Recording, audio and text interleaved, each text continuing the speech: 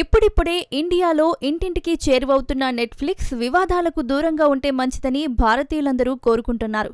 కానీ భారతీయులకు ఎక్కువగా ఇబ్బందిగా మారిన విషయాల్లో నేను చెప్పిందే ట్రంప్ చేశాడని చెప్పుకోవడం ద్వారా ఆ కంపెనీకి దేశీయంగా సమస్యలు ఎదురవడం ఖాయం. ఇప్పుడు ఇలాంటి పని చేశాడు నెట్ఫ్లిక్స్ సహ వ్యవస్థాపకుడు రీడ్ హేస్టింగ్స్. ఆయన ఉద్దేశం ఏదైనా కానీ దానివల్ల భారతీయులకు నష్టం కలుగుతుందన్నప్పుడు ఆ కంపెనీ ఓనర్ను భారతీయులు ఎలా రిసీవ్ చేసుకుంటారన్న దానిపై ఎంతో యాంబిగ్విటీ నెలకొంది.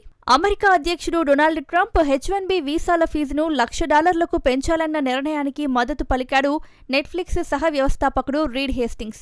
3 దశాబ్దాలుగా H-1B పాలసీపై పనిచేసిన హేస్టింగ్స్ ఈ నిర్ణయాన్ని గొప్ప పరిష్కారమని చెప్పుకొచ్చాడు.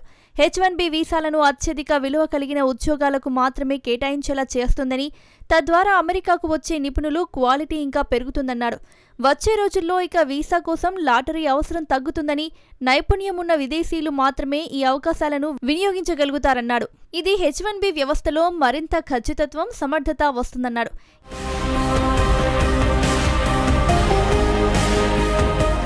ఏటా అమెరికా సుమారుగా 85,000 కొత్త H-1B వీసాలు జారీ చేస్తుంది. కొన్నేళ్లుగా ఈ వ్యవస్థకు దరఖాస్తులు చాలా ఎక్కువగా ఉండడం వల్ల లాటరీ ద్వారా వీసాలు కేటాయిస్తూ వచ్చారు. దీని ఫలితంగా అత్యంత ప్రతిభావంతులు కూడా వీసా పొందలేకపోతున్న సందర్భాలున్నాయి.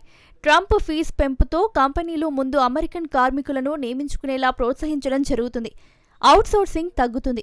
ఈ విధానానికి ప్రధాన లక్ష్యం అమెరికా ఉద్యోగాలను రక్షించడం అవుతుందని ట్రంప్ మద్దతుదారులు వాదిస్తున్నారు.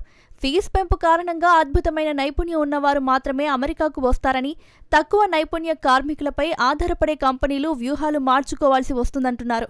H-1B వీసాల వ్యవస్థలో ఈ మార్పు దేశీయ ఉద్యోగాల రక్షణకే ప్రధానంగా దృష్టి సారిస్తుందని ట్రంప్ మద్దతుదారులు పదే పదే చెబుతున్నారు. భారతీయ నిపుణులు, విద్యార్థులు దీన్ని గమనిస్తూ కొంతమంది తమ ప్రణాళికలను ఇతర దేశాలకు మార్చుకునే అవకాశం ఉందని తెలుస్తోంది.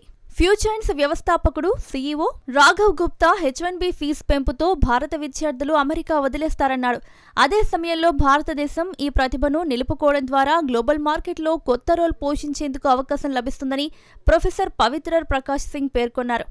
H-1B విధానంలో పెద్ద మార్పు కేవలం కంపెనీల వ్యూహాలను మార్చడమే కాకుండా అమెరికా గ్లోబల్ కార్మిక మార్కెట్లో నిపుణులపై ఫోకస్ పెరుగుతుందంటున్నారు.